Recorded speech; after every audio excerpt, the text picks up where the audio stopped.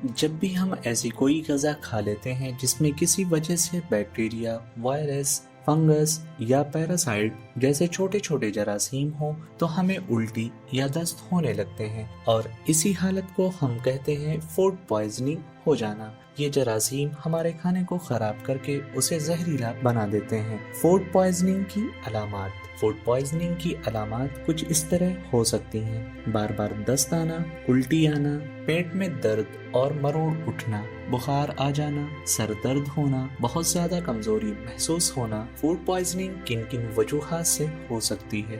बासी खाना खा लेने से, खाने की चीजों को अच्छे से ना धोने की वजह से, खाना साफ सुथरी जगह पर ना बनाया गया हो, खाने को अच्छी तरह से ना पकाया गया हो, खाने को सही दर्जे हरारत पर न रखा गया हो, खाने को सही वक्त पर फ्रिज में न रखा गया हो। फूड पॉइजनिंग एक आम मसला है, लेकिन थोड़ी सी एहतियात बरत कर इससे बचा जा सकता है। इसलिए हमेशा साफ सुथरा और ताज़ा बना हुआ खाना खाएं। खाने से पहले अपने हाथ और खाने की चीज़ों को अच्छी तरह धो लें।